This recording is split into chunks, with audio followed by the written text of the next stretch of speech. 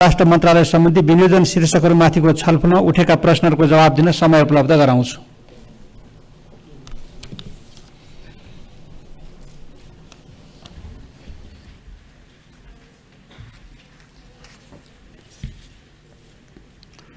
सम्माननीय अध्यक्ष महोदय, राष्ट्रिय सभामा विनियोजन विधेयक 2080 अन्तर्गत परराष्ट्र मन्त्रालय एवं मातहतका निकायहरूको लागि विनियोजन गरिएको बजेट तथा कार्यक्रम उपर भएको छलफलको क्रममा माननीय सदस्यहरूले उठाउनुभएका विभिन्न विषयहरू तथा राख्नुभएका जिज्ञासाहरूका सन्दर्भमा आफ्नो धारणा राख्न चाहन्छु।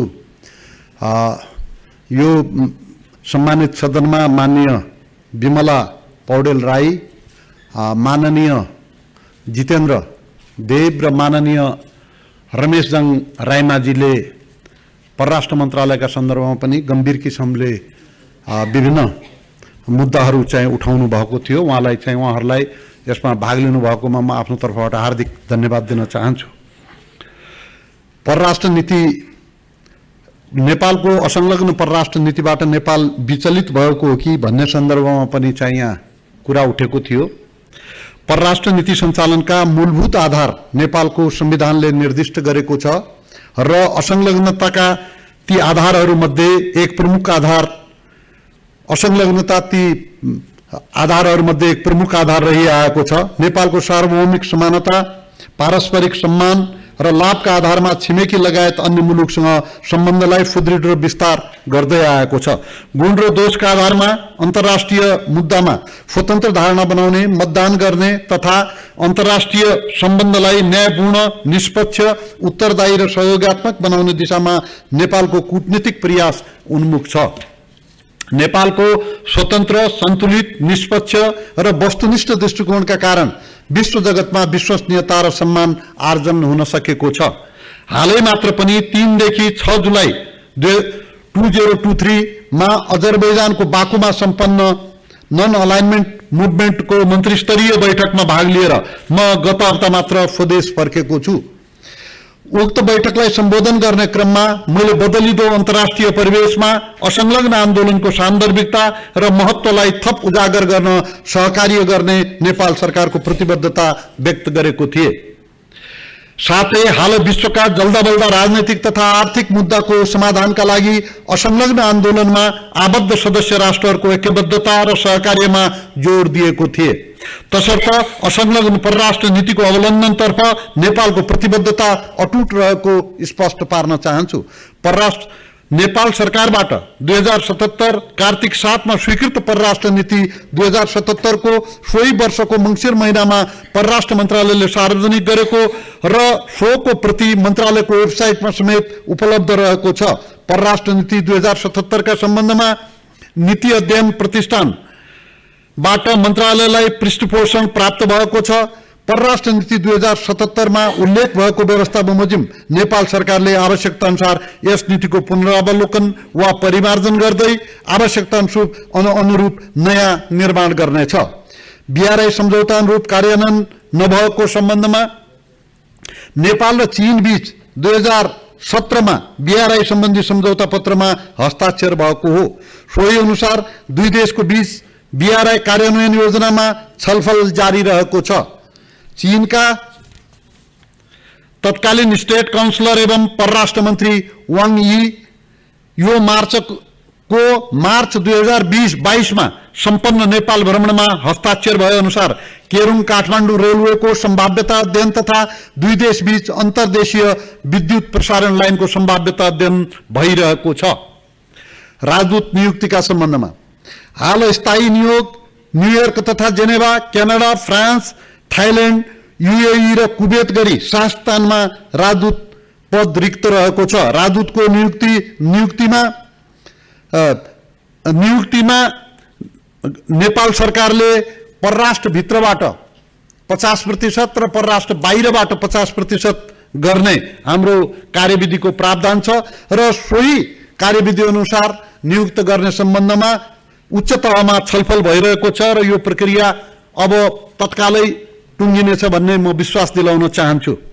अध्यक्षज्यूको रसिया भ्रमणका भ्रमणमा भएका सहमतिका विषयमा परराष्ट्र मन्त्रालयबाट समन्वय र सहजीकरण नभएको सम्बन्धमा पनि चाहिँ यहाँ प्रश्न उठेको छ। सम्माननीय अध्यक्षज्यूको रसिया भ्रमणका अवसरमा भएको कुराकानीका आधारमा संघीय संसद सचिवालय र पूर्वाधार शिक्षा तथा र स्वास्थ्य सम्बद्ध मन्त्रालयबाट परराष्ट्र मन्त्रालयमा पत्राचारहरू प्राप्त भएका छन्। यस विषयमा म आफैले नेपालका लागि रसियाका राजदूतलाई मन्त्रालयमा बोलाएर ती प्रस्तावहरूका विषयमा विस्तृत विवरण माग गरेको छु। राजदूतले मस्कोसँग समन्वय गरी थप विवरण उपलब्ध गराउने जानकारी गराउनु भएको छ। त्यसैगरी परराष्ट्र मन्त्रालयको सम्बन्धित महाशाखाबाट पनि रसियन राजदूतावासमा आफ्ना समकक्षीसँग कुराकानी भइरहेको छ। तसर्थ यस विषयमा हाल रसियन पक्षबाट थप विवरणको प्रतीक्षा भइरहेको अवस्था म स्पष्ट पार्न चाहन्छु।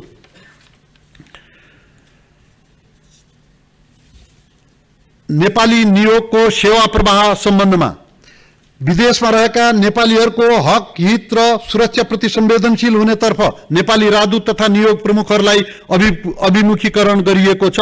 विदेशमा अप्ठ्यारोमा परेका नेपालीहरूको उद्धार एवं आवश्यकता अनुसार नेपाली फर्कन सहजीकरण गर्ने कार्यलाई नियोगले उच्च प्राथमिकतामा राखेका छन्।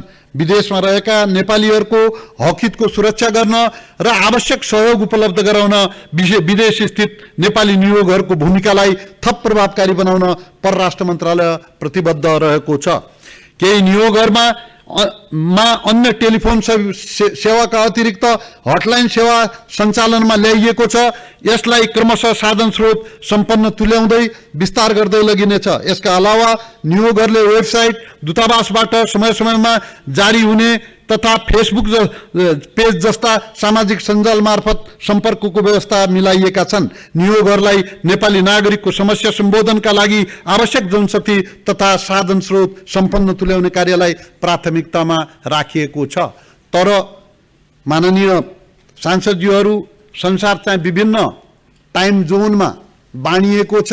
कहिलेकाहीँ चाहिँ हामीले फोन गर्ने ठाउँमा रात परेको हुन्छ, कहिले बिहान हुन्छ, कहिले फुतिराख्या हुन्छ। सीमित मान्छे मात्रै हाम्रो ती देशको राजदूतामा काम गरिरहेको अवस्था हुन्छ। यस्तो अवस्थामा कहिलेकाहीँ चाहिँ त्यहाँको टाइम जोन अनुसार यहाँबाट चाहिँ फोन गयो भने सजिलो हुन्छ। उनलाई त हामी 24 घण्टा सेवा उपलब्ध गराउने प्रयासमा छौँ, त्यसको लागि निर्देशन दिइएको छ। तर मान्छेहरूको सीमितताले, हामीसँग चाहिँ जनशक्तिको सीमितताले केही समस्याहरू रहेको कुरा म स्पष्ट गर्न चाहन्छु। यसको सँगसँगै माननीय सांसदहरूले सम्मानित सदनमा व्यक्त गर्नुभएका विचारहरूलाई सरकारले मार्गनिर्देशनका रूपमा लिँदै आएको कुरा स्पष्ट गर्न चाहन्छु।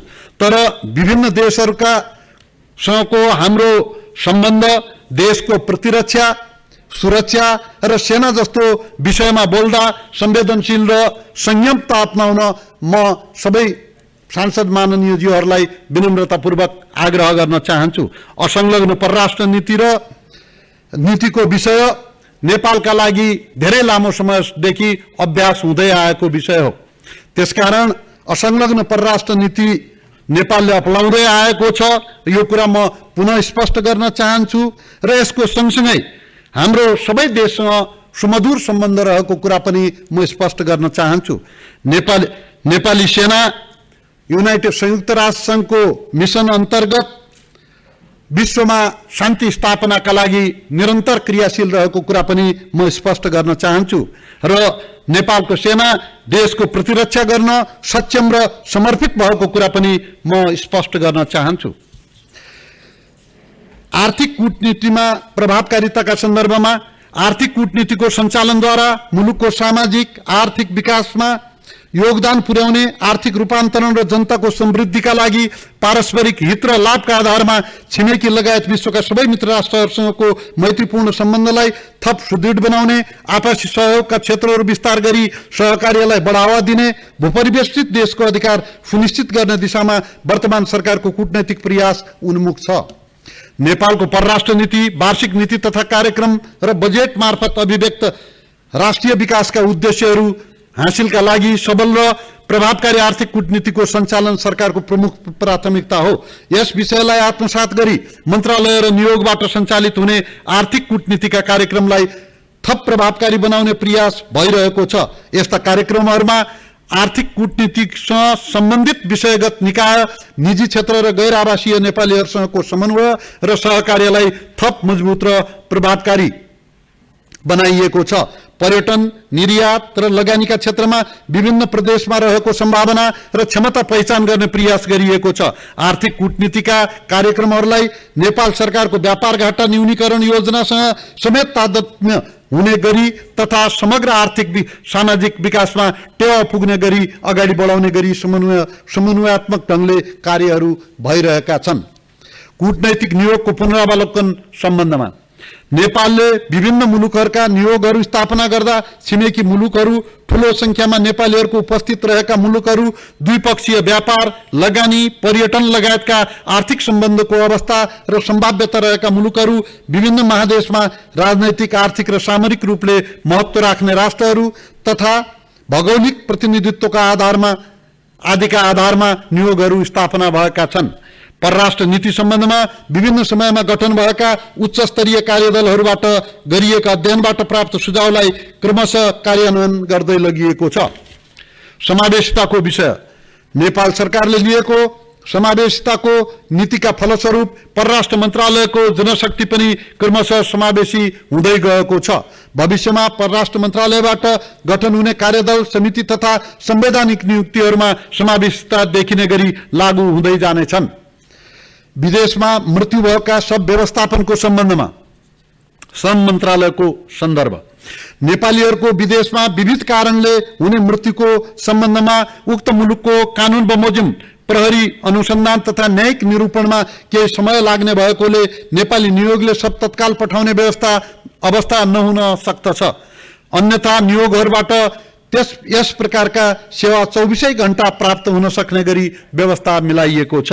नियोगमा निजी जिन्सी सामान धुल्याउने सन्दर्भमा नेपालको सन्दर्भमा यद्यपि लागू हुने कतिपय पुराना ऐन कानुनहरू विदेश स्थित नेपाली नियोगहरूको काम कारबाहीका हकमा लागू हुन नसक्ने तथ्यलाई विचार गरी पुराना ऐन कानुनलाई क्रमशः परिमार्जन गर्दै लगिएको छ। गत वर्ष जारी भएको विदेश स्थित नेपाली नियोगको कार्यविधि 2079 ले विदेश स्थित नेपाली नियोगहरूलाई पुराना सामान धुल्याउने तथा खरिद प्रक्रियामा समेत केही सहज भएको छ। पासपोर्ट छपाईका सम्बन्धमा विदेश जाने नेपालीहरूको संख्या दिनानुदिन बढिरहेसँगै राजधानीको मागमा निरन्तर वृद्धि भएको छ। हालको नेपाल सरकारको निर्णय बमोजिम तत्काल राजधानी सेवाको निरन्तरता सुनिश्चित गरिएको छ। राजधानी पुस्तिका अभाव हुन नदिन आगामी कम्तीमा 5 वर्षसम्म माग सम्बोधन हुने गरी कम्पिटिटिभ बिडिङ मार्फत खरिद प्रक्रिया अगाडि बढाउने तयारी गरिएको छ। अन्त्यमा माननीय सदस्यज्यूहरूबाट प्राप्त रचनात्मक सुझावका लागि हार्दिक आभार प्रकट गर्दै बजेट कटौतीको प्रस्ताव राख्नुहुने माननीय सदस्यहरूलाई आफ्नो प्रस्ताव फिर्ता लिन आग्रह गर्दै म आफ्नो भनाइ समाप्त गर्न चाहन्छु। धन्यवाद। जय नेपाल।